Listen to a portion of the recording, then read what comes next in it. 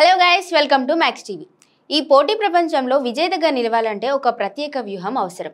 ఏదైనా సాధించాలంటే తపన, పట్టుదల బలంగా ఉండాలి. అప్పుడే అనుకున్న రంగంలో రాణించి సక్సెస్ అవుతారు. అలా సక్సెస్ అయిన వారిలో పాలమూరు జిల్లాకు చెందిన గ్రీష్మారెడ్డి ఒకరు. చిన్నప్పటి నుంచి మట్టిపై మక్కువ పెంచుకున్న ఆ యువతి వ్యవసాయ రంగంలో గొప్ప స్థాయికి చేరుకున్నారు.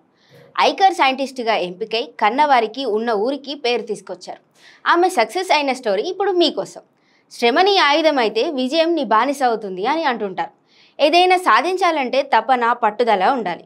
ఈ లక్షణాలే విన్నర్ను మిగతా వాళ్ళ నుంచి వేరు చేస్తాయి. లక్ష్యాన్ని చేరుకునేందుకు కఠోరంగా శ్రమిస్తే అదే మనల్ని అనుకున్న రంగంలో అగ్రస్థానానికి తీసుకెళ్తుంది. ఉమ్మడి మహబూబ్ నగర్ జిల్లాకు చెందిన కొత్తూరు గ్రీష్మారెడ్డి ఈ వ్యాఖ్యలను స్ఫూర్తి మంత్రంగా తీసుకుంది. తాను అనుకున్న రంగంలో అగ్రస్థానానికి చేరుకుంది. భారత వ్యవసాయ పరిశోధనా మండలి ఈ సైంటిస్ట్గా ఎంపికై మహబూబ్ నగర్ పట్టణంలోని టీచర్స్ కాలనీలో నివాసం ఉంటున్న కె శ్రీనివాస్ రెడ్డి ప్రసన్న దంపతులకు పెద్ద కూతురే ఈ గ్రీష్మారెడ్డి.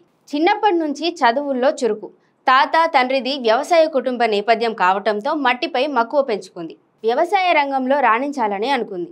చిన్నప్పటి నుంచి కష్టపడి చదివింది. 10th, ఇంటర్లో మంచి మార్కులు సాధించింది.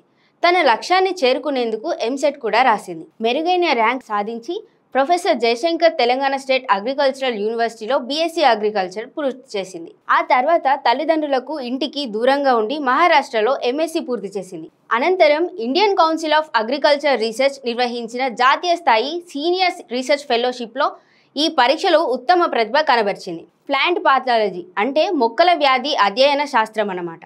ఇందులో PhD పూర్తి చేసి డాక్టరేట్ కూడా సాధించింది.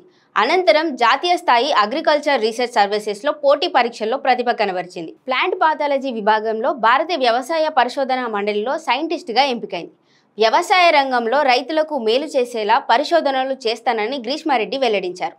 ముఖ్యంగా పంటలను తినేస్తున్న చీడ పురుగుల నివారణకు ఈ కొరత శాస్త్రీయ రంగంలో పరిశోధనలు జరిపించి అన్నదాతలను ఆదుకోవడమే తన ప్రధాన లక్ష్యమని అన్నారు. పాలమూరు బిడ్డ అనుకున్న రంగంలో అత్యున్నత స్థాయికి వెళ్లడం పట్ల స్థానికులు హర్షం వ్యక్తం చేస్తున్నారు.